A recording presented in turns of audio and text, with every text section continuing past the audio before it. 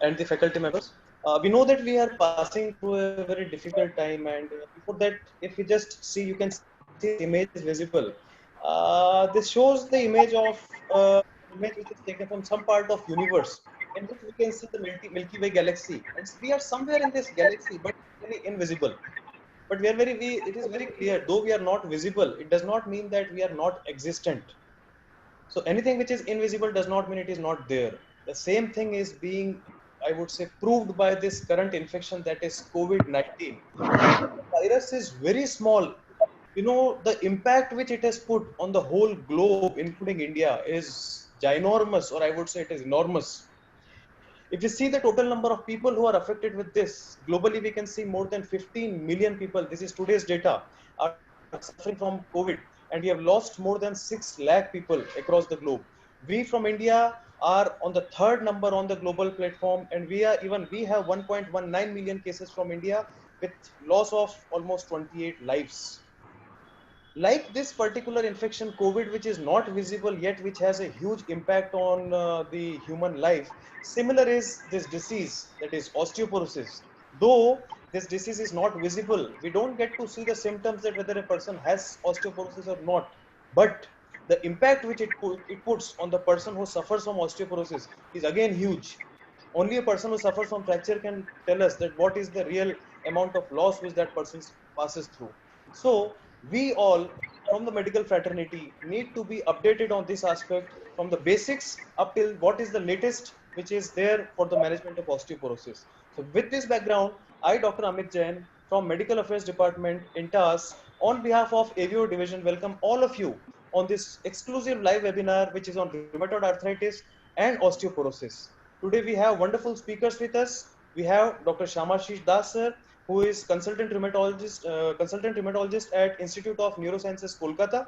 He is ex-fellow of rheumatology, has been an ex-fellow of rheumatology at CMC Vellore. And then we have our speaker as well as moderator for today's discussion, that is Dr. Aarti Sharma ma'am. She is a senior rheumatologist at Maharaja Agrasen Hospital, Delhi. Ma'am has been ex-assistant professor at AIMS, New Delhi. So without taking too much of time, I would like to hand over the session to Dr. Aarti Sharma ma'am. Just a single announcement before that. Previously, it was planned that we will be taking upon the discussion on challenges in diagnosis first, and then we will move forward to the management of osteoporosis. But because of some technical issues, we will have first the session by Dr. Aarti Sharma, in which she will be talking about management, and then we'll move back again to challenges in diagnosis. Over to you, ma'am. Thank you. Thank you so much, Dr. Amit Jain, for such a wonderful introduction about osteoporosis. The comparison between the universe, the coronavirus, and osteoporosis is so similar, and I never thought of that. Thanks for a wonderful thought. And thank you, Dr. Shamashish Das, a wonderful colleague who allowed me to speak first because of some network issues. Thank you so much, Dr. Shamashish. And he has been a renowned rheumatologist from the Kolkata. So Dr. Shamashish will be talking about the diagnostic challenges we face as a rheumatologist in the osteoporosis, and before that I will talk about the management of osteoporosis. So here now, as Dr. Amit Jain has well said, why is it important to talk about osteoporosis? What is there? What is so significant about osteoporosis that we have to talk about it so frequently, that we have to revise about the management of the osteoporosis, or we have to discuss about the diagnostic challenges that we face regarding the osteoporosis? So yes, osteoporosis is a silent killer. And why do we need to treat it early? Why do we need to find out the cases of osteoporosis as early as possible? Because it will prevent the first fragility fracture, and it will prevent the future fractures as well. So the future fractures and the first fragility fractures are important for the prevention because they have effect on the morbidity and the mortality of the concerned patient. Secondly, it stabilizes and increases the bone mass, and it relieves the symptoms of fractures and or skeletal deformities. Many therapies which have been approved by FDA for the management of osteoporosis are being used by orthopedician friends for the symptom relief of fractures, and they're also using it around the surgical time, so that the replacement whatsoever they are doing in any of the joint limits its adherence and the bone mass is there. It also improves the mobility and the functional status. So what are the options available to us for the treatment of osteoporosis? we have two things with us. We have inhibitors of the bone resorption, and then we have the stimulators of bone formation. So on the one side, we have the agents which are inhibiting the resorption, that is inhibiting the activity of the osteoclasts who are responsible for the resorption of the bone. On the other hand, we have agents which are responsible for the formation of the bones, that is they are actually increasing the activity of the osteoblast. So we will talk about the inhibitors of bone resorptions. First, we have bisphosphonates, which are very commonly being used over 3 decades. It's been more than 3 decades that we are using bisphosphonates. Most of us are well versed with the side effects, the indication of the bisphosphonates. Then we have calcitonin, which comes in the nasal spray preparation. Then there are estrogen and progesterone, which are actually the hormonal replacement therapies which are being used. And then we have selective estrogen receptor modulators like raloxifene. So these are the resorption inhibitors. Then we have agents which increases the bone formation like parathyroid hormone. So when we talk about hormonal replacement therapy, it is primarily given for the relief of post-menopausal symptoms. It is not given primarily for the treatment of osteoporosis first, but once it is started in the menopausal females, it has an effect on the bone mass and the fractures as well. It increases the bone mineral density, it decreases the bone turnover, and it decreases the relative risk of vertebral fracture. But as I said, nothing comes for free. It comes with its own set of side effects or the adverse effects, like increase in the risk of DVT if given for the longer time period. It increases the complaints of leg cramps, and there are high risk of breast cancer as well. So if it has to be given primarily for the osteoporosis, I would keep it aside. But yes, if it is given for the menopausal symptoms which are incalcitrant and which is intolerant, then it is okay. And we have to see the risk is to benefit ratio if we are giving it even for the postmenopausal symptoms. Secondly, we Excuse come me, over ma'am. to Excuse me, hello. I'm sorry Yes. to interrupt you. Can you help Yeah. me Yeah. to share the presentation, ma'am, please? Sorry. Ma'am, can you share the presentation, please? It's not being shared. Yes, ma'am. Oh, sorry. I'm so sorry. Hold on.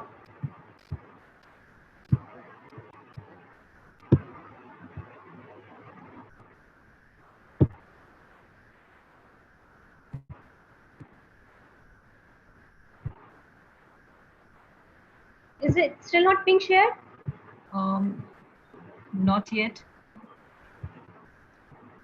Mm, There's a can green, you share? Just one Why there's minute. is a it not? green icon. Share the screen, ma'am, on the bottom panel. Mm, why is it not visible then? I was able to share it earlier.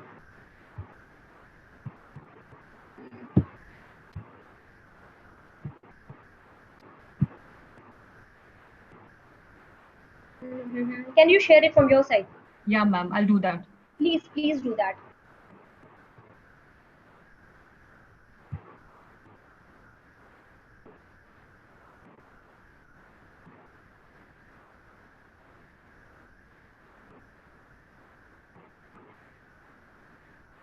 I hope, ma'am, the screen is visible. Yeah, it Yeah, is. it's visible. It's Yeah. Ma'am, please help me to connect the next slide Yeah, whenever you look forward. I'll do it. Yeah. I'll tell you in between. Should I move to the next slide, ma'am? Hold on. Yes, move on to the next one. Come over to the flip slide on the calcitonin. I hope it's the right slide. Next. Next. Yes. So we will be talking about the calcitonin. So what is calcitonin? Is it actually a hormone which is being released by thyroid gland? What is the role of calcitonin? The calcitonin inhibits the calcium absorption from the kidney. It also inhibits the calcium absorption by the intestine, and it promotes the deposition of calcium into the bone. So basically it is lowering the calcium levels in the blood, but at the same time it is increasing your bone mineral density. It is decreasing the vertebral fractures. So again, it comes with its own side effects like nausea, flushing, diarrhea, and nasal discomfort. This is not the first primary agent or the first choice when we give the treatment for the osteoporosis. But yes, it is one of the add-on treatment if the patient does not respond to other treatment measures. Next slide. Now we will talk about selective estrogen receptor modulators, and these are being used in the treatment of the breast cancers, and it blocks the bone resorption only but cannot stimulate the bone growth. So again, the SERMs are not the one which are the primary choice, and plus they also cause distressing menopausal symptoms like hot flushes and cramps, and causes swelling in the legs and the DVT.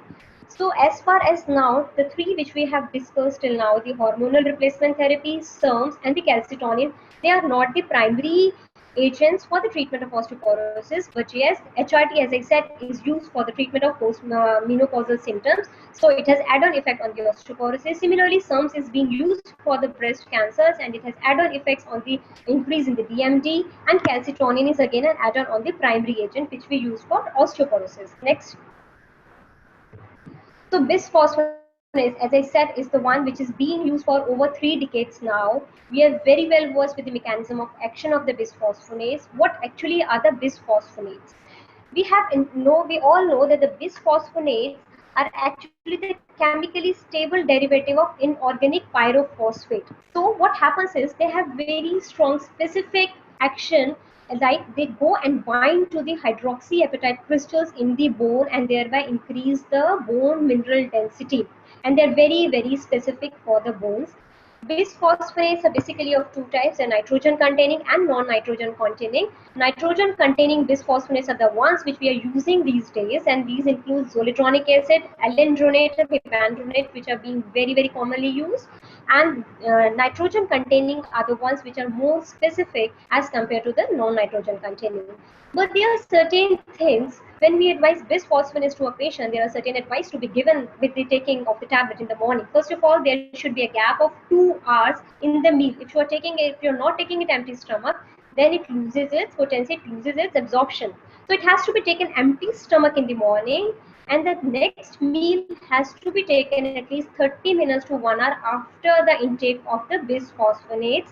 And secondly, patient has to sit upright for next 30 minutes. So these are the few advice which we give to the patient once we advise bisphosphonates. But because of this advice and because of the gastric issues, dyspepsias and other problems with the bisphosphonates, the adherence to the treatment is usually low with the bisphosphonates. Next slide.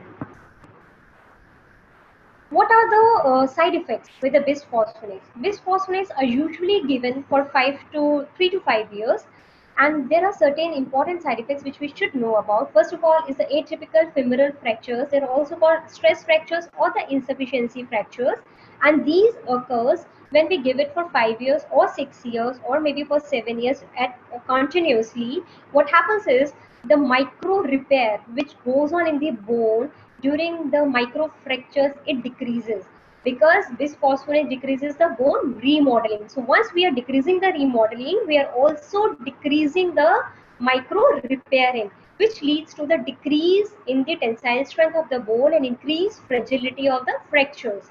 So basically it is increasing the atypical femoral fractures after 5 to 6 years of usage continuously.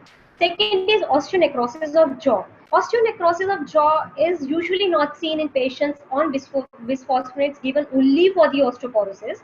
It is seen in the patients with osteoporosis who are being getting treatment for the osteoporosis, 1 in 1 lakh. While it is more common when we use high doses of bisphosphonates, which are being used in the cancer patients, where it is seen in 1 to 10 per 1,000 patients.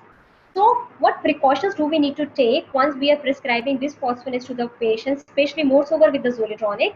Get a oral cavity checkup done in case there is some issue or the patient has some dentures or losing of the dentures or poor oral hygiene.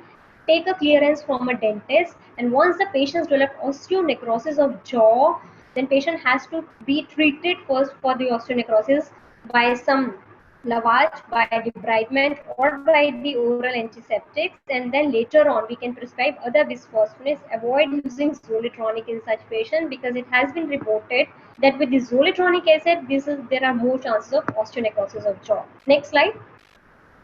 Next slide.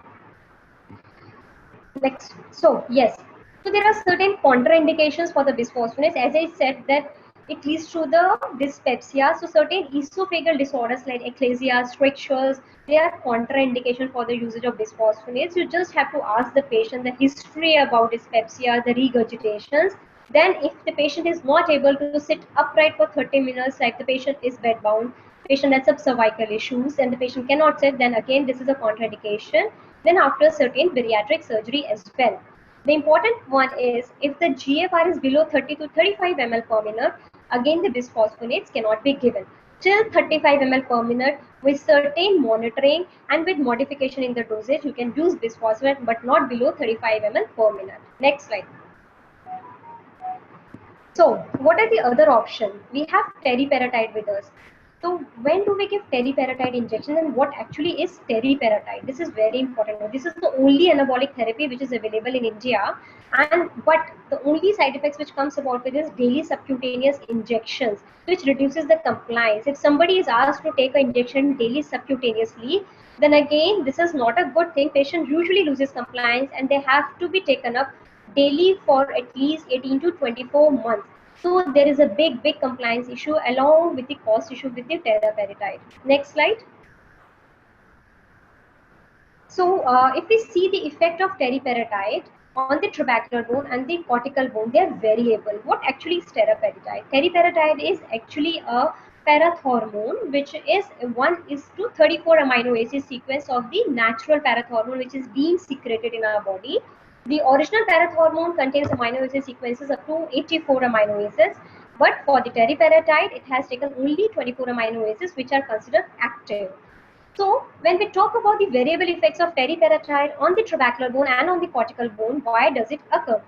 It has been seen that if we give parathormone, which is teriparatide, intermittently, intermittent therapy is described as being given for 2 years and then it is taken off. When we give it intermittently, teriparatide has shown to have wonderful effects on the trabecular bone, which is your spine bone, the lumbar spine. But if you give it regularly, continuously, the way it is being secreted in our body, then it has effect on decreasing the bone mineral density, especially on the cortical sides. So we have to give teriparatide intermittently only for 2 years to preserve the bone mineral density. We cannot give it more than 2 years. Next slide.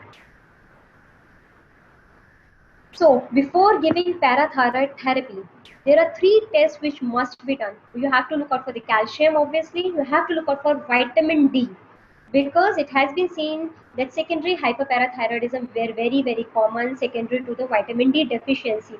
So before jumping over to the diagnosis or giving the parathyroid hormone, we need to treat the primary cause of the hyperparathyroidism.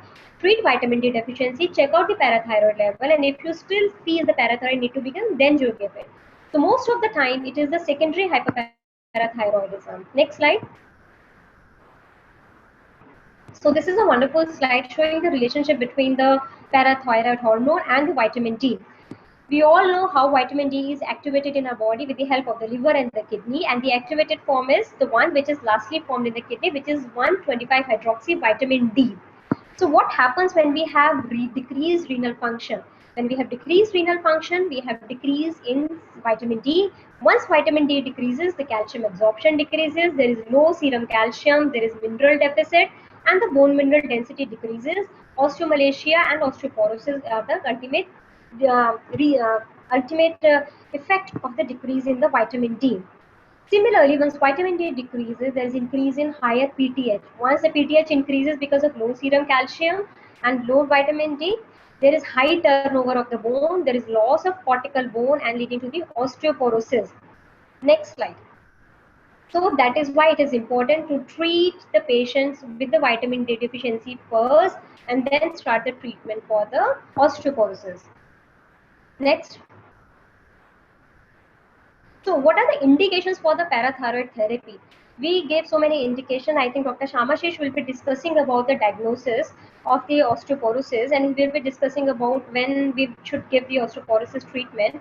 So bisphosphonates are wonderful agents. They are definitely the primary agents. They are definitely the good choice for the osteoporosis first.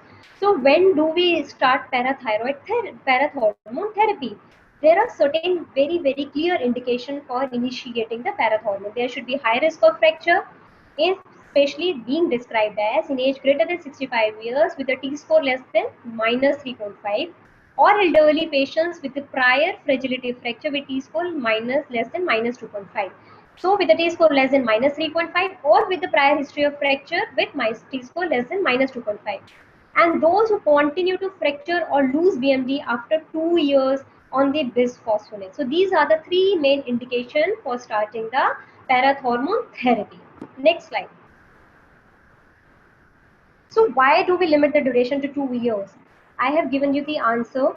Why for 2 years? Because with the intermittent therapy, which is being described as parathormone therapy given consequently for 2 years, daily injections is described as intermittent therapy. If we give it for more than 2 years, there will be more of bone loss at the cortical sites, leading to the increased fracture. So we cannot give this drug for more than 2 years. So what if the patient continues to lose the bone mineral density or develop fractures after the 2 years? What options do we have then? Then we have to, once the patient is given the teriparatide therapy, the patient has to be switched onto the bisphosphonate for the next 5 years, so that the bone does not lose the gained bone mineral density of the last 2 years. The bone which has gained the bone mineral density in the initial 2 years is liable to lose it very fast if we do not put the patient on the bisphosphonate. So once we have given this teriparatide, put the patient on bisphosphonate for the next 5 years or 3 years. Next slide. There are certain special population where we cannot give teriparatide. We cannot give in the patients who have the renal clearance less than 30 ml, creatinine clearance less than 30 ml per minute. Secondly, in the patients with the bone metastasis, skeletal malignancies, osteoporosis should not be treated for the osteoporosis with the parathormone therapy. Next slide. We have certain contraindications or caution should be applied while giving teriparatide to the patients having the hypersensitivity to the paratide, who have Paget's disease of the bone, the young pediatric adult patients with the open epiphysis, patient with a prior history of external beam or implant radiation involving the skeleton, bone metastasis, history of skeletal malignancies, metabolic bone disease or other osteoporosis, urolithiasis, orthostatic hypotension. Why we cannot give teriparatide in the Paget's disease or with the open epiphysis or with the implant radiation? There is a clear-cut answer to that. These patients are liable to develop osteosarcoma if you give them teriparatide therapy for a longer duration. So please exclude these patients from the teriparatide therapy, even if they fit into the indications of the parathormone therapy. You have to think about the other options for the osteoporosis, right? Next slide. So there are certain gaps.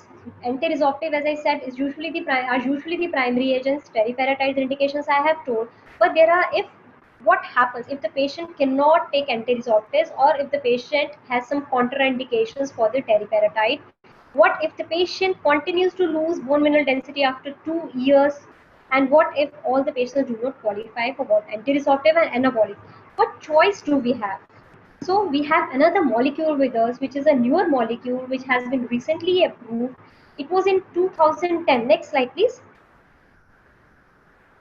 Next slide. Next. Yes. So what is denosumab? This molecule got approval from FDA in 2010 for the treatment of postmenopausal osteoporosis.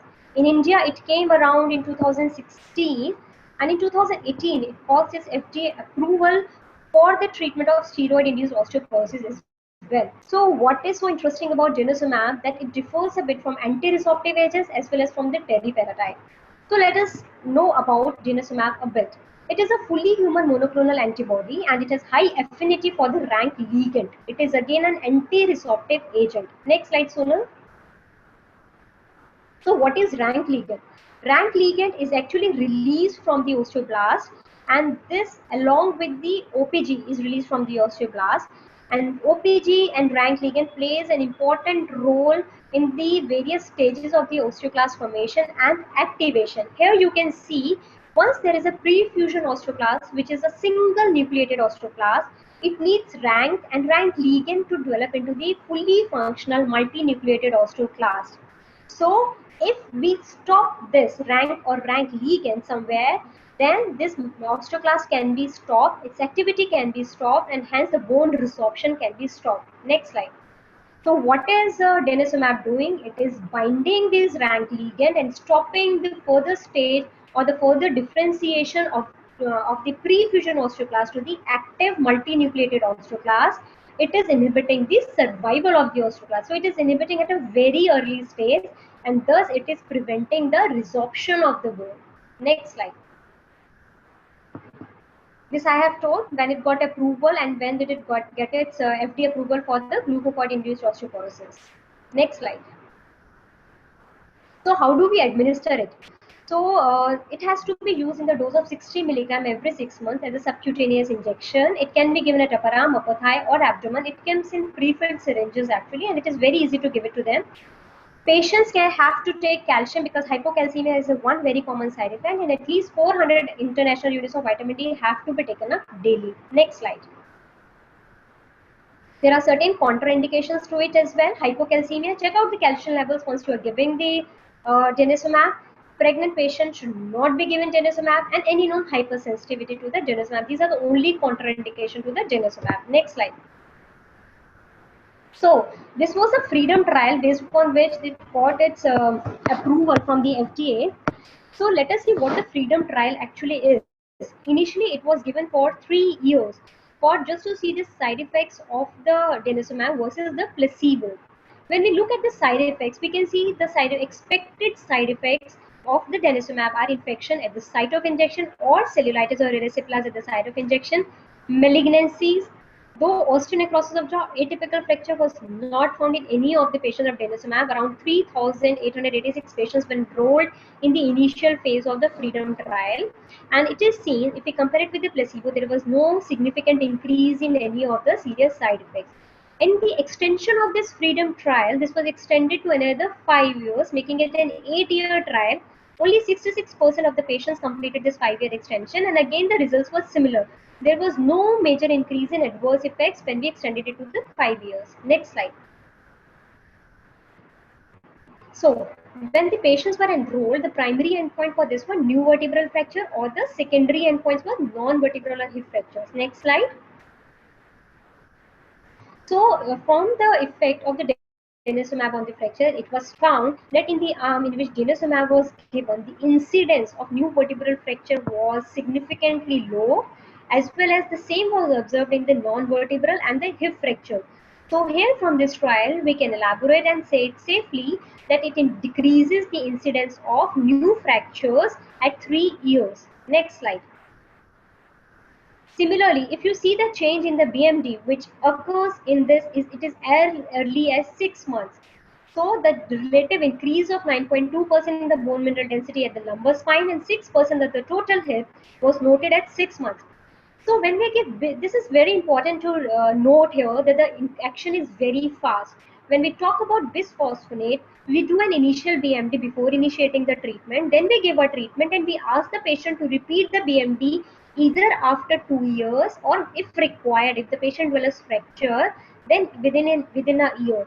Because we expect a change in the BMD to occur after 1 to 1.5 to 2 years. The change is a slow process when we give bisphosphonate, but here we can see the change in the BMD as early as 6 months. So the onset of action is very fast as compared to the bisphosphonates. Next slide. Similarly, in the this I have told about the extension. Next slide, please. So when this 8-year extension of denosumab treatment was completed, it was found that there was no increase in the adverse effects, and then there was no increase in the incidence compared with the original trial, and the increase in the BMD continued to rise.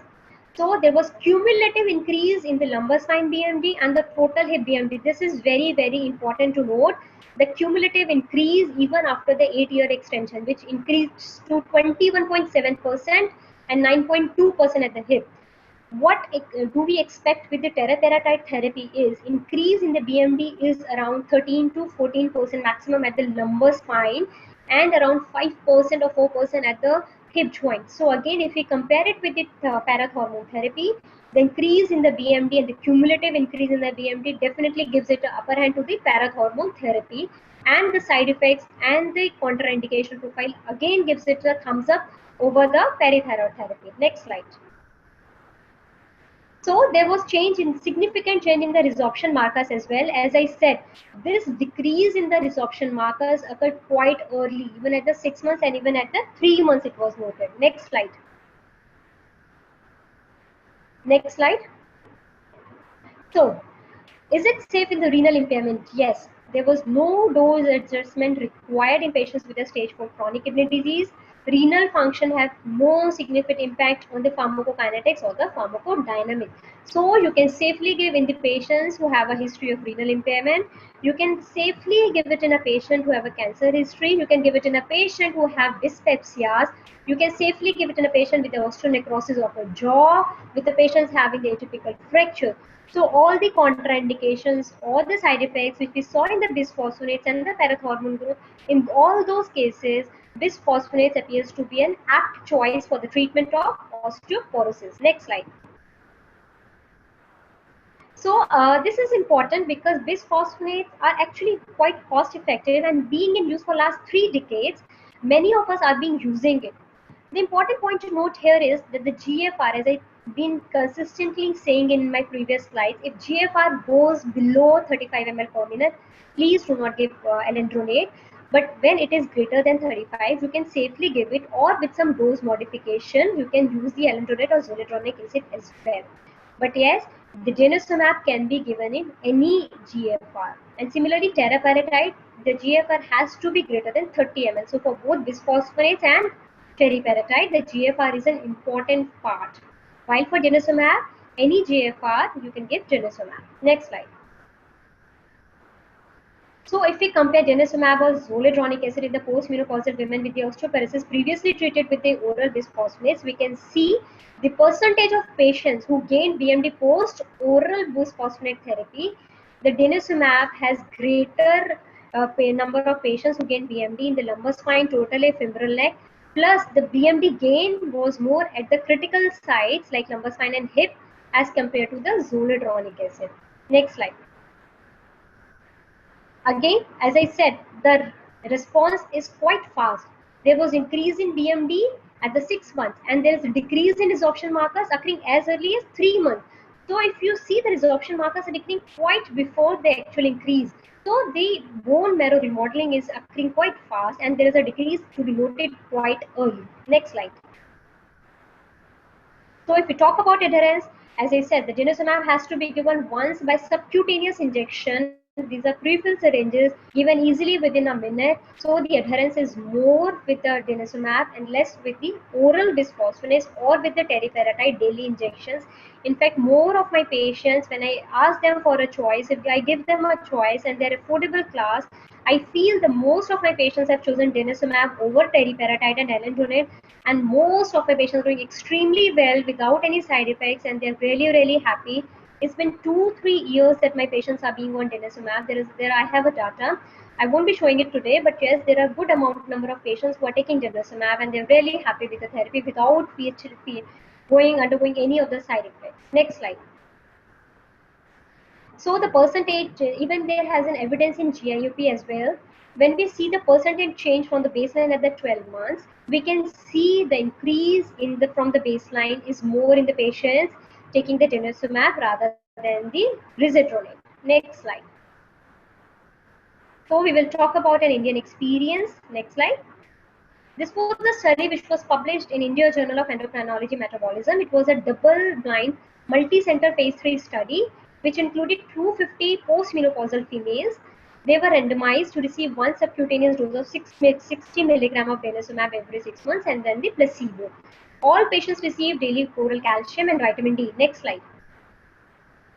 So when we see the results, we see the mean % change from the baseline in the BMT in the lumbar spine was more with the denosumab treatment as early as 6 months, as was shown in the Freedom trial. Next slide.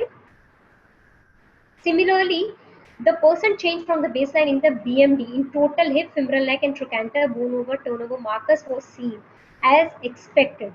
So denosumab acted at all the sites as compared to the bisphosphonates or to the parathormone, where there is a cortical thinning, but with the denosumab, there's increase in the BMD at all the critical sites with decrease in the resorption markers. Next slide. So this study actually is in conclusion with the Freedom trial, which says the effect occurs fast, there is a cumulative rise in the BMD, and there are less of side effects or the adverse effects which can be seen in the patient with the denosumab as compared to the patient with the bisphosphonates. The increase in the BMD is around 21%, or if we see at 6 months, it is 9% at the lumbar spine, and it is only 3% from the bisphosphonates, or we can say 4 to 5% with the zoledronic acid. And this increase in the BMD, which I'm talking about bisphosphonate, this occurs after the 2 years, and the BMD I'm talking about, the denosumab, occurs at the 6 months. So there has been cumulative increase in the BMD, plus there has been decrease at all the crucial sites. There has been decrease in the vertebral fracture. So this makes denosumab a very good agent, or I may call it a primary agent if cost effectiveness is not an issue at all. Next slide. So if we talk about denosumab, as I have been saying, it is one of a very good drug. As compared to the bisphosphonate, it has superior efficacy, it has better safety profile, there is no chance of osteonecrosis of jaw, there are no atypical fractures, and there are no atrial fibrillation as well. There are certain case reports of atrial fibrillation being reported with the bisphosphonates, which are not being seen in the patients who are on denosumab. Plus, there is efficacy better because there is increase in BMD occurs early and there is a cumulative increase. Third, there improves the BMD at all the critical sites.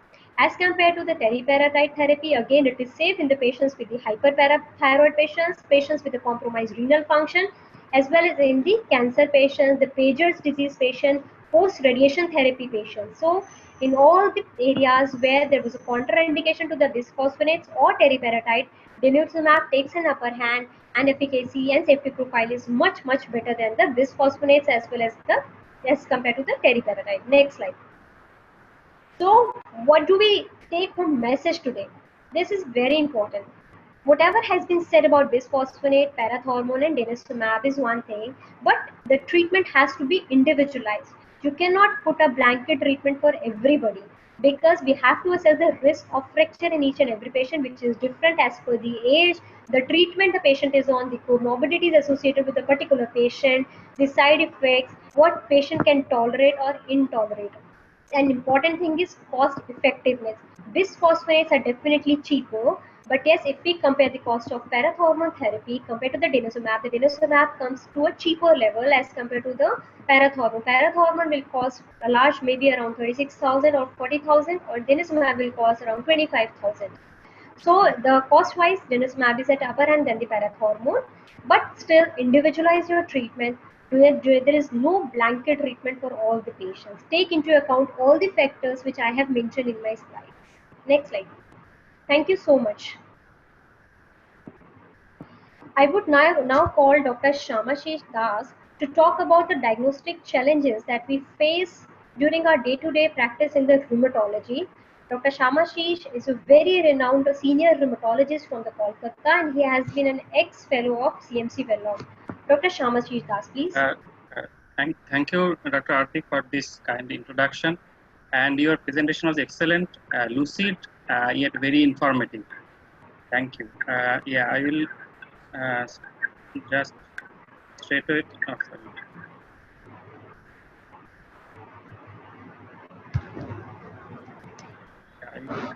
I'm sharing my screen. Is this visible? Yes, sir. Yes, it is visible.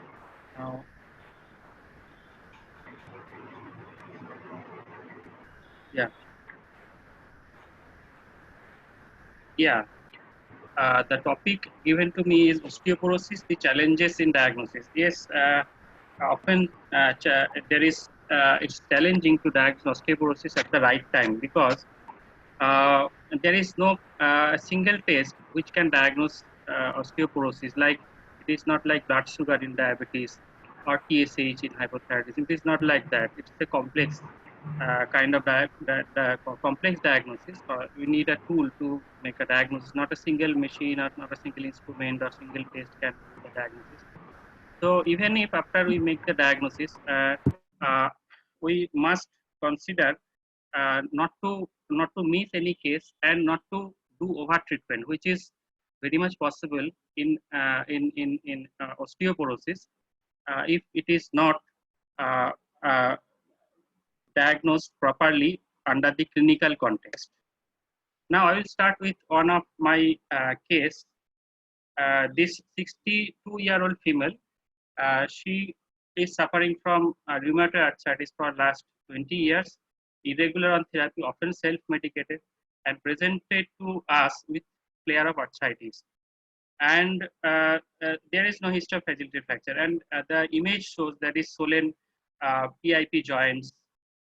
So and some swollen MCP joints and some PIP joints. So this is the thing, but the X-ray looks even worse. There is almost the all of the carpal bones lost their integrity. Bony ankylosis is there. There is gross erosion and joint space narrowing, and uh, more of we see that there is generalized gross osteopenia. The cortical bones are very thinned out, and we did DEXA to, as we suspected osteoporosis naturally because of her age and untreated rheumatoid arthritis. So she must be having some osteoporosis. So we did this DEXA scan, and that was a bit shocking. And the DEXA, I mean the T score of full spine, I mean the lumbar spine was minus 4.9, and the total femur was minus 4.7. And in the radius, lower third of radius was minus 9.4. So she had very bad osteoporosis with active rheumatoid arthritis. So what is osteoporosis? As our background knowledge of the pathogenesis of osteoporosis is improving, the definition of osteoporosis is also evolving.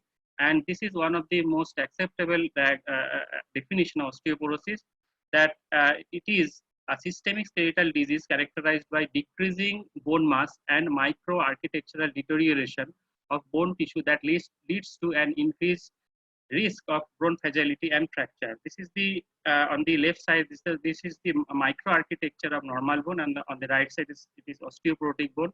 We can see the trabeculae much thicker, less porous, the normal bone, and there is more porosity, the thinned out trabeculae. So and there is loss of integrity also in the trabeculae. Now here we can see the normal vertebra where we can see the horizontal and the vertical arrangement of trabeculae, and they are arranged perpendicularly, and this lattice formed by the perpendicular and the horizontal trabeculae make them suitable to sustain the compressive force which the vertebrae often encounter.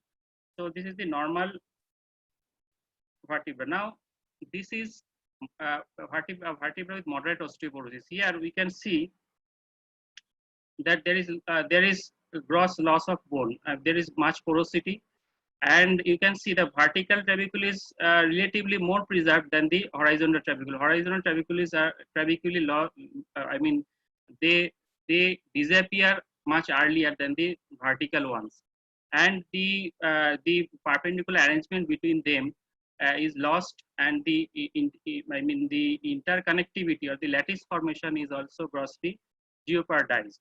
And this is severely osteoporotic vertebra where a loss, bone gap, big bone gaps are visible, and grossly disrupted trabecular microarchitecture. So these images makes the thing clear that why bone mass and microarchitecture of the bone is important part of the diagnosis of osteoporosis. Loss of bone mass and loss of derangement of the microarchitecture in the bone. Both are responsible for the osteoporosis. So in short, what happens to the microarchitecture changes in osteoporosis? Decreased bone mass, decreased trabecular thickness, decreased trabecular number, decreased horizontal stars, and decreased connectivity. So this is the thing. And what are the risk factors for osteoporotic fracture? We all know that. Just I will read some. The increasing age, female sex, postmenopausal state, low body weight, and rheumatoid factor itself is a independent risk factor for osteoporosis. Current smoking, alcohol intake more than 3 units per day, low bone mineral density, vitamin D deficiency, and some drugs. It is worth to mention that glucocorticoids, anticoagulants, anticonvulsants, and commonly used drug is proton pump inhibitor. They all are also responsible for osteoporosis. GnRH analogs, antagonists, agonists, both, and chemotherapy drugs are responsible for development of osteoporosis. So how we diagnose osteoporosis? First is history and physical examination. History for detection of etiology and risk factors, and also history of fragility fracture and history of fracture in parents. Physical examination, especially we have to examine the spine, whether there is any kyphosis or gibbas there, which represent vertebral fracture. X-ray or other imaging modalities like CT scan are required to detect the fracture, the sites of the fracture and the types of the fracture. And BMD by DEXA is also an important, rather most important test in osteoporosis. There are certain laboratory tests we often do in osteoporosis, and these laboratory tests in osteoporosis are not actually not much helpful in diagnosing osteoporosis. Rather than they are helpful to exclude the secondary causes of osteoporosis, namely hyperthyroidism, hyperparathyroidism, testosterone deficiency or estrogen deficiency, malignancy, multiple myeloma, etc. However, nowadays we are using bone turnover markers, that is telopeptides, because they are the bone turnover markers are more useful during the monitoring phase. I mean treatment monitoring. So these are the tests, laboratory tests we do in osteoporosis. I mentioned that calcium, if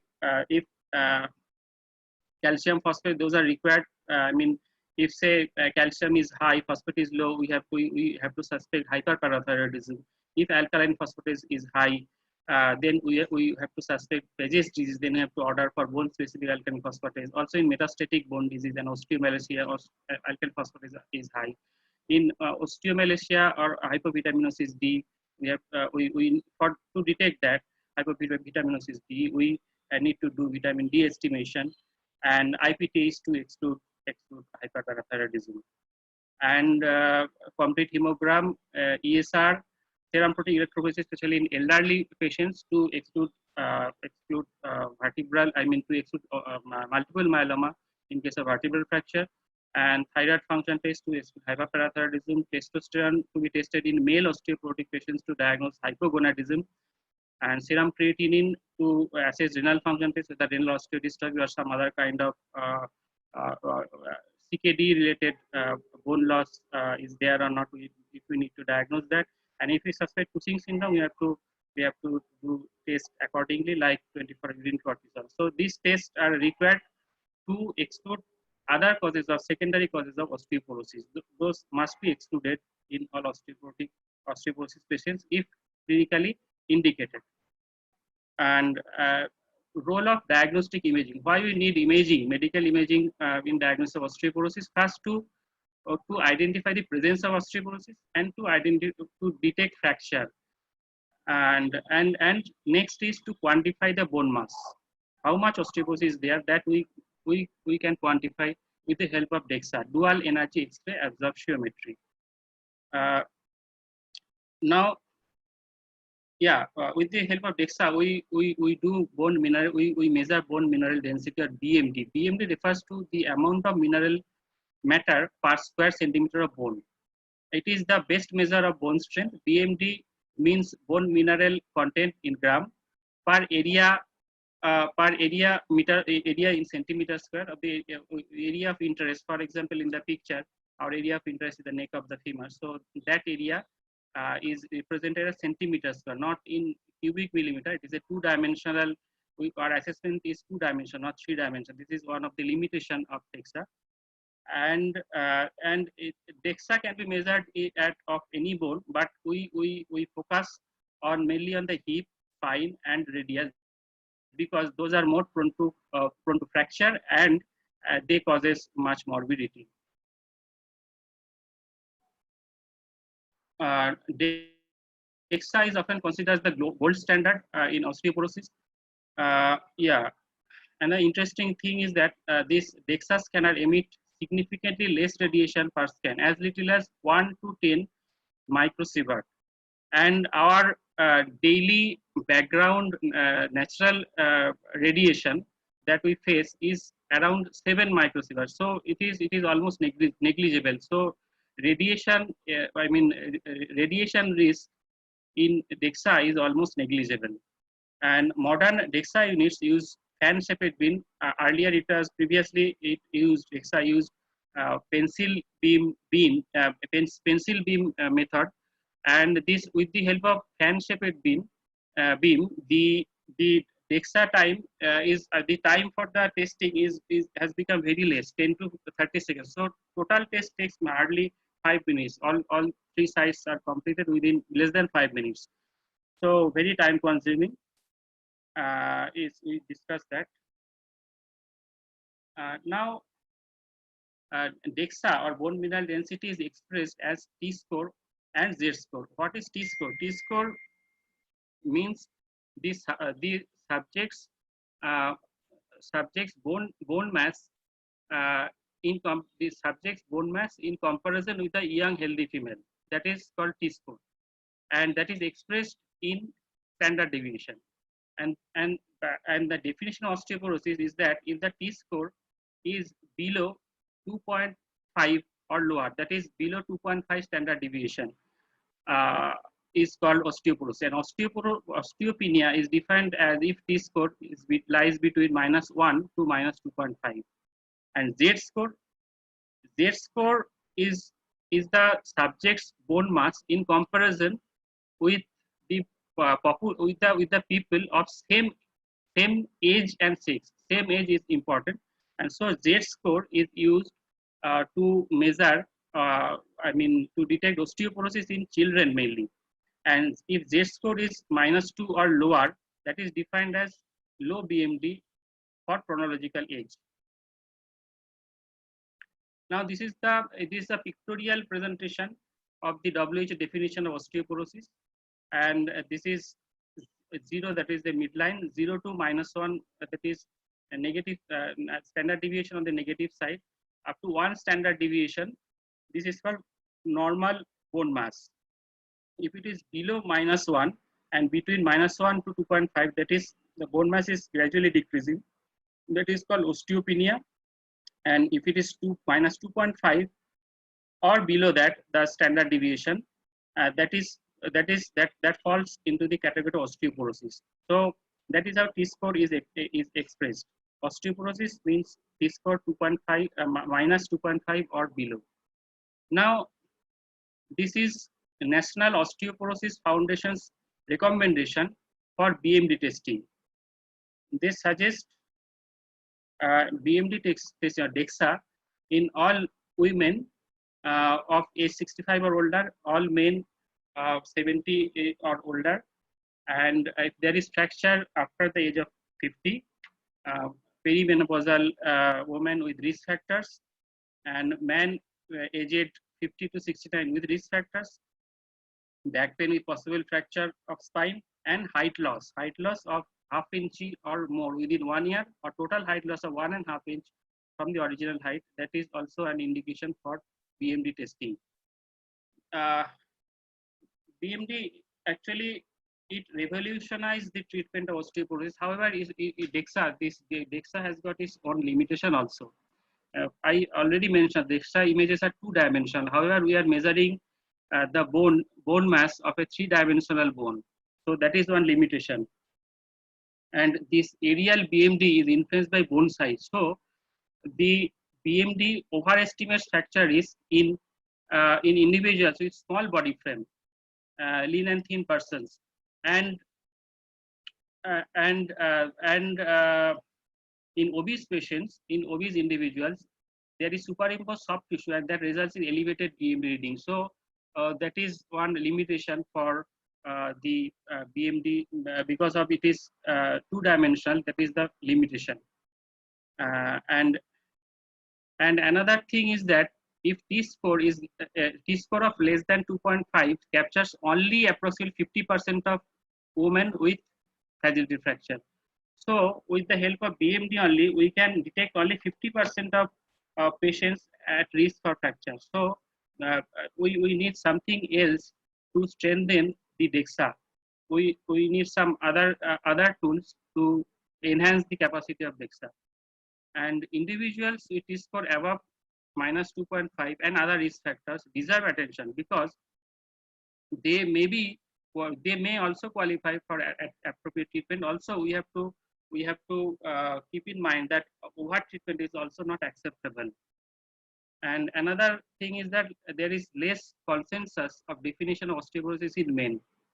The WHO, however, recommends similar T-score threshold in men who are greater than or equal to 50 years of age, and because of larger skeletal structure, fracture risk for men is less than women for any similar T-scores. Trabecular bone score. Trabecular bone score is another modality which has been derived from the DEXA itself, and this tries to complement the limitation of the DEXA.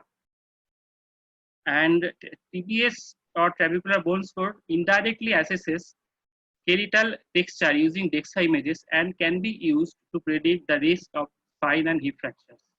The TBS is a textural index-based evaluation evaluating the pixel gray level variation in the lumbar DEXA image. Only lumbar images are analyzed. TBS typically measure L1 to L4 lumbar spine, the same site used for the DEXA. Unlike DEXA, osteoporotic changes have little impact on data generated by TBS. And how TBS is interpreted? If TBS is more than 1.35, it is considered as normal. If it is 2.5 to 1.5, it is consistent with partially degraded bone, and if the TBS is below 1.5, it is considered as degraded bone. Now, this is the image of TBS, trabecular bone score, how it is interpreted. On the left hand side, we have two patients here, the patient 1 and patient 2. The left patient, on the left side is 73-year-old woman with BMI of 24, and this patient has a BMD of 0.97, and this is the illustration of trabecular bone of the lumbar vertebra, and TBS is calculated as 1.45, and as I told that 1.45 is TBS is absolutely normal. So this patient has normal TBS in the lumbar spine. However, the next patient who has also the same almost same body stature with BMI of 24, and her BMD same age is also similar, 74-year-old woman, and her BMD is 0.96, almost similar. However, the trabecular bone, the image of the vertebra does not look healthy, and looks derangement of the microarchitecture of this vertebral bone, and the TBS comes to 1.2, which is below normal, which is partially degraded, which means partially degraded bone. So TBS can complement here that these patients partially degraded bone was not diagnosed with the help of DEXA itself, but with the help of TBS, it could be diagnosed. So this is the utility of TBS, where the diagnosis of osteoporosis is missed with DEXA. So in short, TBS is an image-based texture index derived from lumbar spine DEXA, which provides information about bone quality independent of BMD. TBS can be used to stratify fracture risk, and however, TBS is not useful for monitoring response to anti-resorptive therapy. And TBS also can predict fracture risk in women with type 2 diabetes.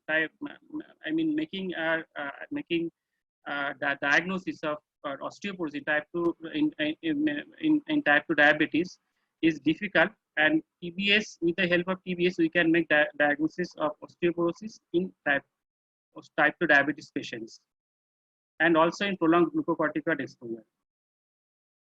Another test, another modality other than DEXA is QCT, quantitative CT, which helps in more precise diagnosis of osteoporosis. This is a volumetric 3D measurement by utilizing low dose scan protocol. So it is a really truly a 3D measurement of the bone mass rather than 2D measurement in DEXA.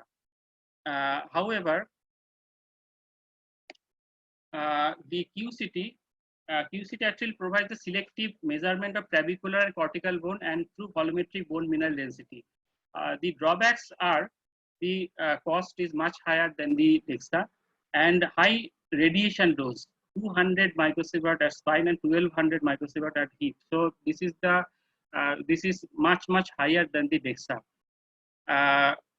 So when the QCT is important, or when we should use QCT when we have the facility of DEXA. Yes, we have to use QCT in selected patients when the patient's body stature is very small, unusually small or big. When we suspect that DEXA cannot make the actual diagnosis of osteoporosis, in those cases we have to order for QCT. And in some other patients where there is gross degenerative changes in the spine, for example, if it is diffuse idiopathic skeletal hyperosteosis, in those cases diagnosing osteoporosis is really challenge, and there we can take help of QCT. And QCT study is commonly studied in lumbar and hip, lumbar spine and the hip. And another variation of QCT, which is called HRPQCT, peripheral QCT, that is also used, and that is used in mostly the peripheral bones. There is a tibia radius, and that also is helpful in diagnosing osteoporosis. And the peripheral QCT has much less radiation exposure than the conventional QCT.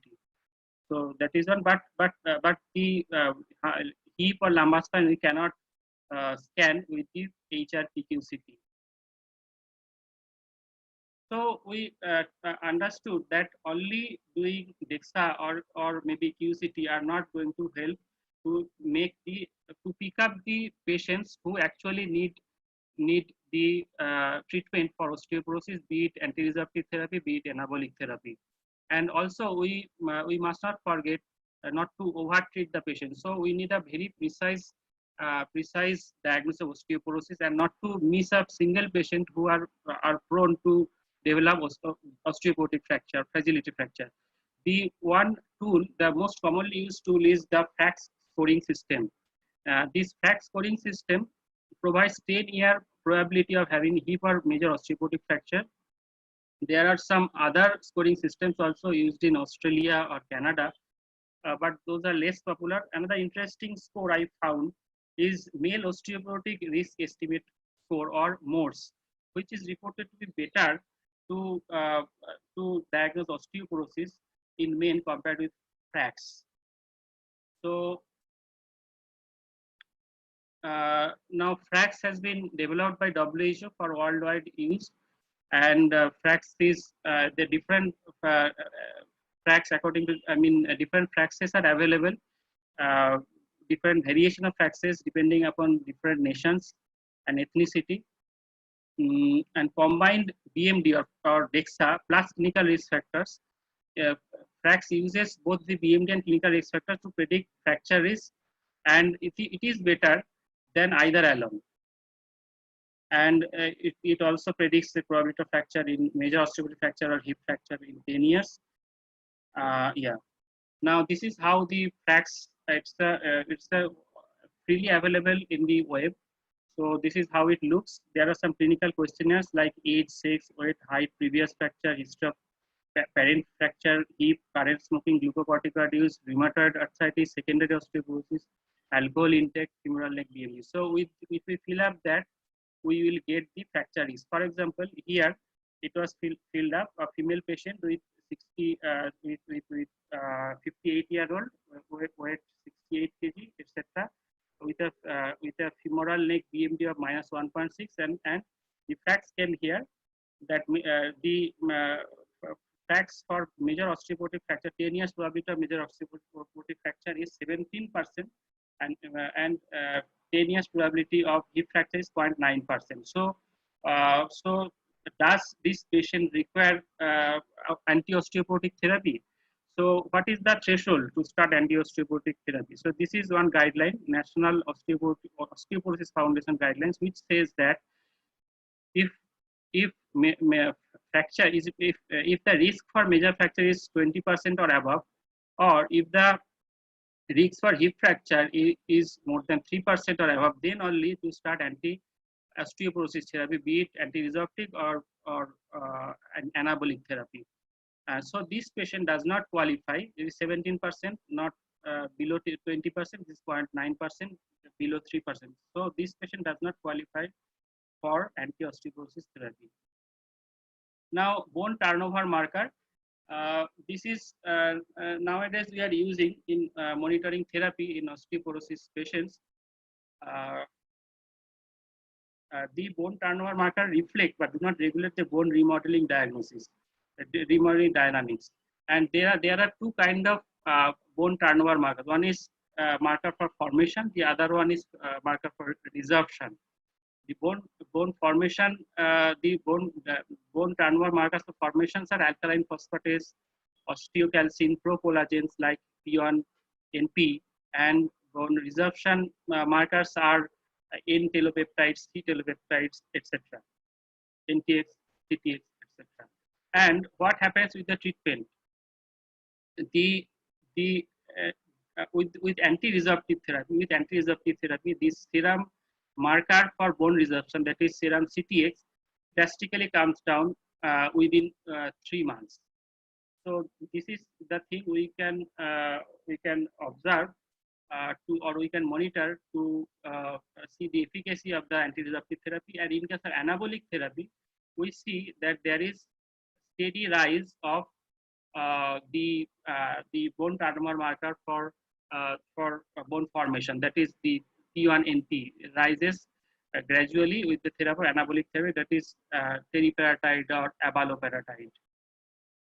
And it is recommended that after starting of treatment, either anti-resorptive therapy or anabolic therapy, after 3 months or 3 to 6 months, according to some other authority, 3 to 6 months, we may test the BTM, bone turnover markers, to assess the efficacy of the treatment.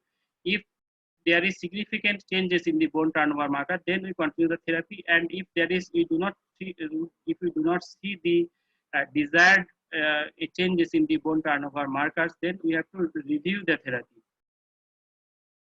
So now I will come back to the my patient, and this 62-year-old female with untreated RA and without fragility fracture with severe osteoporosis.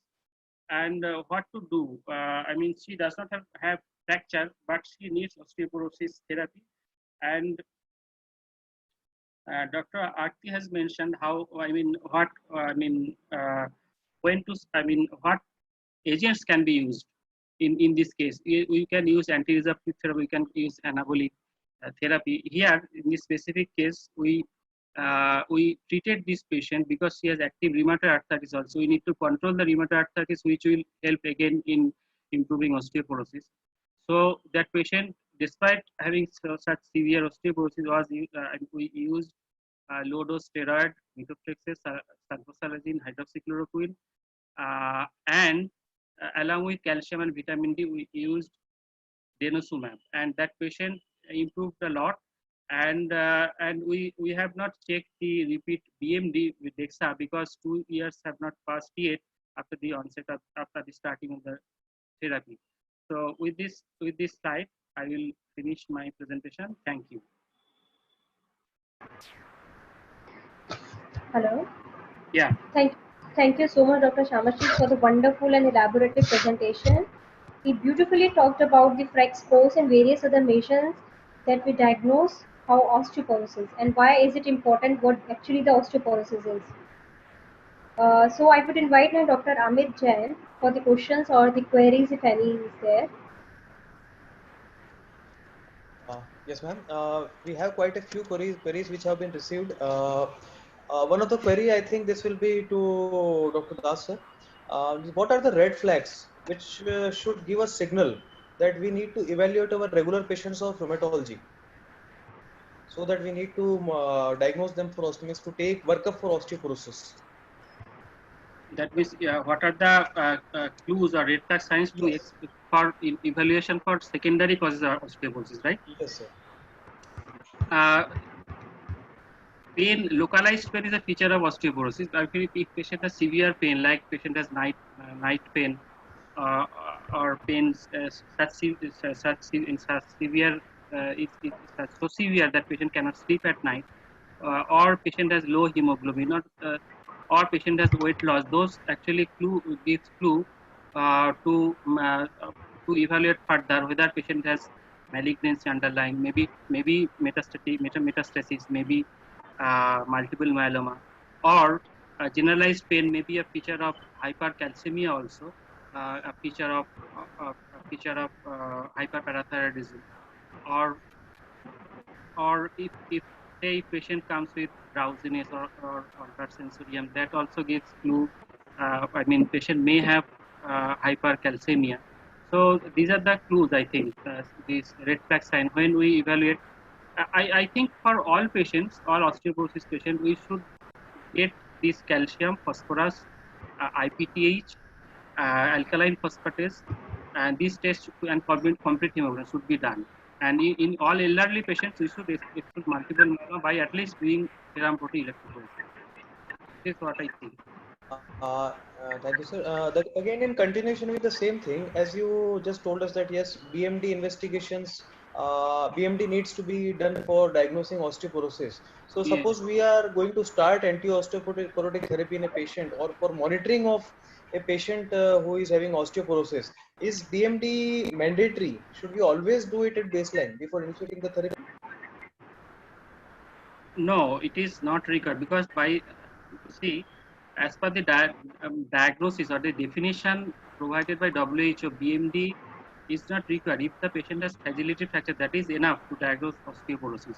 And I told you, I mentioned in my presentation that the limitations of the BMD in obese patient, it is the osteoporosis underestimated, and in lean and thin patient is overestimated.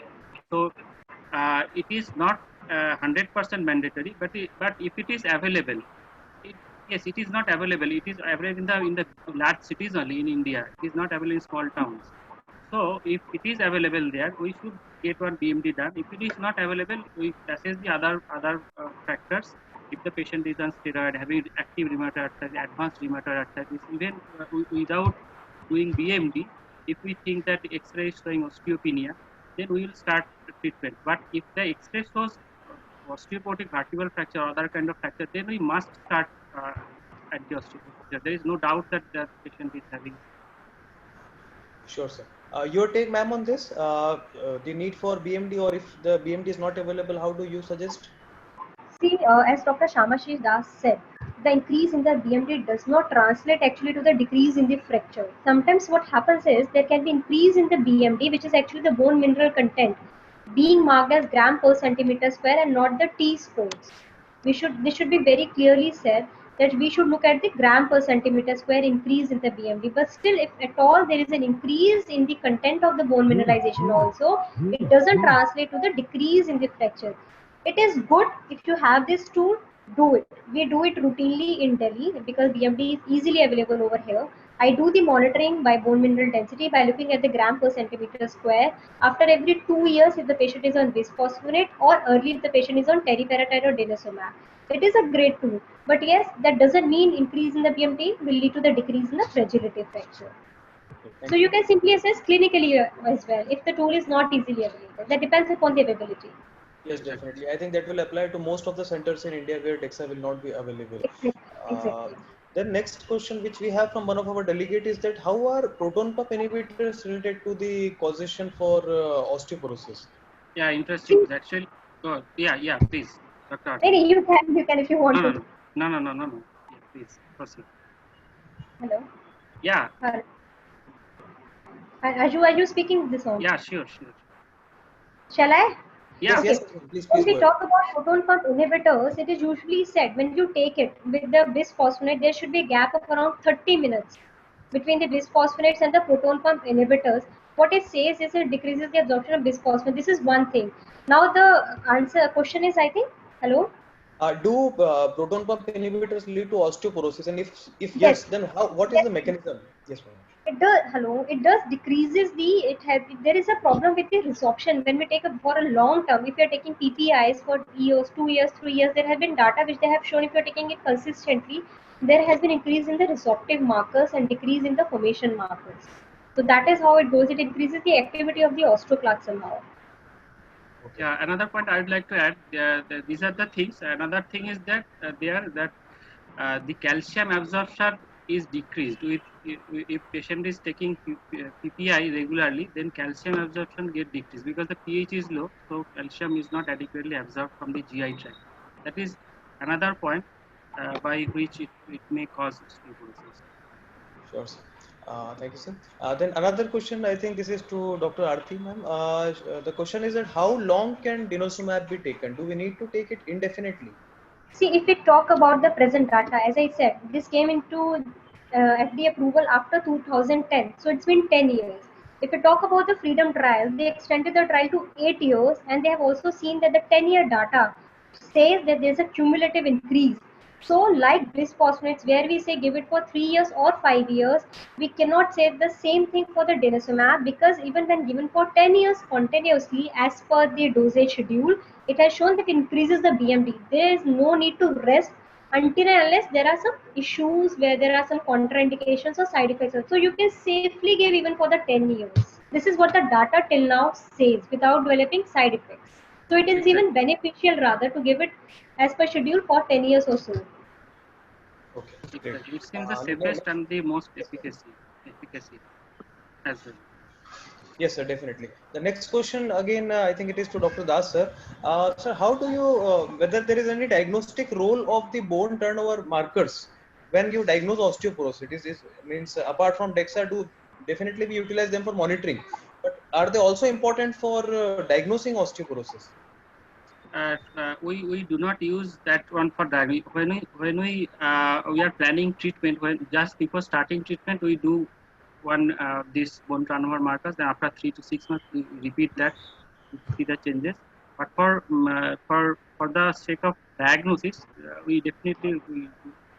What do you think, Dr. Arti? I do not do bone Actually, you are very turnover right, Dr. markers. Shamashish. These are basically for the research. They are basically to see whether the how much the molecule is working or acting upon. Routinely for diagnosis, they definitely have no role, and also for monitoring also disease, they have a no role. Yeah, yeah, Okay. yeah. And Research, but it is available. Dr. Lalpath it does it, Yes, it is available freely. and It is available. Roselle is offering free of cost to the patient. yes, Hmm. Yes, yes, they are doing it. yeah, we are providing The CTX patients is are not available. interested to get Yes, it yes, done. yes. That is basically to help the patients to understand that yes, they are really getting any It's benefit. working. Because many times symptoms might not change with the medication. Though not only CTX but other bone turnover markers like P1, NP, and others are also available in the labs in India. Another question is on suppose a patient you want to initiate on denosumab, and there might be sometimes the calcium levels might go low. So in that case, do you always recommend to check the calcium levels before initiating denosumab? See, I always ensure the calcium levels should be adequate, around 9 at least. Serum calcium I'm talking about. It should be around 9 or 8.5, not less than that before initiating denosumab because I have seen few patients landing into hypocalcemia. So that was not to a dangerous level, but it is always better to ensure to have a proper serum calcium around 9 before initiating any bisphosphonate, rather I should say. Not denosumab, Exactly. any bisphosphonate, parathormone therapy, any therapy which you are initiating. Because every therapy will lead to the deposition of calcium into the bones, which will decrease the serum calcium. And once the serum calcium decreases, there can be side effects because of the hypocalcemia. So with every dose of denosumab, yes, I do. But yes, when the patient is on bisphosphonates like alendronate or so, then I don't check it on with every week. I make ensure that that patient gets his serum calcium done every 3 months or 4 months if the patient is on bisphosphonate. Okay. And how do you go for it, sir? Which one? I mean, suppose the calcium level checking and all, while In you initiate a which patient on patients with denosumab? denosumab? Yes, sir. Yeah, as I mentioned, in all patients with osteoporosis, where I am going to start treatment with biologics, be it teriparatide, be it denosumab, I always check for calcium and phosphorus at their baseline, and I must mention that before starting all these medicines, we have to supplement patients with adequate calcium and vitamin D. If we start calcium and vitamin D first, then we start the other one, maybe bisphosphonate, maybe teriparatide, maybe denosumab, but not before starting calcium or vitamin. We never do that, and regularly. Truly speaking, I do not monitor calcium or phosphorus unless I think that there is chance of hypercalcemia. Like the patient is having borderline renal function or something like that, or patient is taking too much calcium. Say, I prefer to give only 500 mg of elemental calcium per day. If patient is taking say 1 gram or something like that, then in those cases I check for calcium, or in those cases serum calcium. Rather than serum calcium, urinary calcium is more helpful in my opinion. Okay, thank you, sir. Another interesting question. If a patient who is having osteoporosis and the patient is already taking some medications, say bisphosphonates or teriparatide, so can we add denosumab to either of them, or we See, need to stop? Yes, ma'am. Yeah. First of all, we will take the bisphosphonates. So the patient is already on bisphosphonates. There has been many trials in the previous years which have shown that if we combine denosumab or parathormone with the bisphosphonate, the result is not additive. It is almost the same if we give them individually. Rather, add-on therapy will increase the cost of the therapy. So there are not any add-on benefits if we combine parathyroid therapy or denosumab with the bisphosphonates. But yes, there have been certain trials which have shown that if we combine denosumab with parathyroid therapy, there has been much increase in the BMD. Though this is still not in the recommendation, but yes, the trials have shown a good beneficial effects with the combination of parathormone with the denosumab, because one is bone forming, other is anti-resorptive. And as far as parathyroid hormone is concerned, we, as I told earlier in my slides, anti-resorptive agents, bisphosphonates have to, or bisphosphonates or denosumab have to be started immediately once the patient has completed the 2 years of teriparatide. So you have to give after teriparatide. The combination of teriparatide and bisphosphonates are not advisable, but yes, denosumab and parathyroid hormone is advisable. Okay, great. Thank you, ma'am. Suppose a patient has previously been on bisphosphonate and the drug has not been so effective, as we know that the effectiveness of denosumab is better. So, any procedural, how do you shift those patients to denosumab? Do you need to go for any testing, or you need to have some gap before initiating denosumab between bisphosphonate? So for the denosumab and the bisphosphonate, there is no gap which is required. Okay. Initially, it was thought that for the parathormone therapy, for the teriparatide and for the bisphosphonates, a gap is required. Initially, it was thought, but definitely there are not much trials to support this, to keep a gap between the bisphosphonates and the teriparatide. But some trials have definitely shown that the increase in the BMD with the teriparatide, if the patient has previously taken bisphosphonates, is not much as compared to the patients who were naive to the bisphosphonates. But still, there are no recommendation to keep a gap between the bisphosphonates and the denosumab at least. Yes, definitely. So no doubt that denosumab is a very nice anti-resorptive drug, but there is a query that okay, some people, there are some publications of late that if denosumab is suddenly stopped, there might be some decline in BMD. So if Definitely, yes. not stop denosumab, then what should be the way ahead so that we can prevent this? Your voice is getting break in between. There's a Am I break in the audible? voice. Hello? Am I audible? Yes, Hello? yes, tell. Yeah. So in case we want to stop denosumab in a patient because of any reason, in that case, what should be the follow-up therapy for the patient to prevent this? See, the question is very valid. Yes, it has been seen that once you stop the denosumab, the reversal of the gain is occurs very very fast. It fast in the sense the way it has been gained, it occurs, the loss occurs in the same way. So the patient, if suddenly the patient wants to shift to some of the oral therapy, then you have to immediately start it. You cannot give it like immediately in the sense 6 months you can wait, because the denosumab effect lasts for 6 months. So you can wait for another 6 months or 3 months, and then later you can put the patient on anti-resorptive agents. Great, great. Thank you so But much, yes, the ma'am. reversal of the gain BMD is definitely there, and it is very fast. Maybe in the next 3-4 months or so. Yes, ma'am. Dr. Amit, I think we should wrap up. Yes, sir. Definitely. I think this was the last question. Okay. So with this, we just come towards this end of this question and answer session. And with both of your so delightful and full of knowledge sessions, we are quite sure that yes, the audience would be really benefited, and they will definitely have gain much more of knowledge, so that they can manage their patients in a much better way. So at the end of this today's session, I would like to really sincerely thank to both of you for taking time out of your busy schedules and helping all of us to understand about denosumab. Thank you so much, sir. Yeah, Thank you. my heartiest thanks to you and Dr. Aarti, and especially to your side Intas for giving me this opportunity. Thank you. Definitely, sir. Thank you so much, Thank sir. you so much, Dr. Shamashish and So, Dr. Amit Jain, and the wonderful team who has been so supportive. Thank you so much, all of you. Thank you so much. Have a yeah, good day. thank you, madam. This is Kausal this side. Thank you, Yeah, Dr. Aarti ma'am. Thank you, Dr. Shamasis sir, for your Thank time you. to make Thank this you. session wonderful. We have more than 50 doctors attended this program. I am sure everybody got benefited with the session. Thank you so much. Thank thank you. you so much. Bye bye. Bye bye. Signing out. Thank you.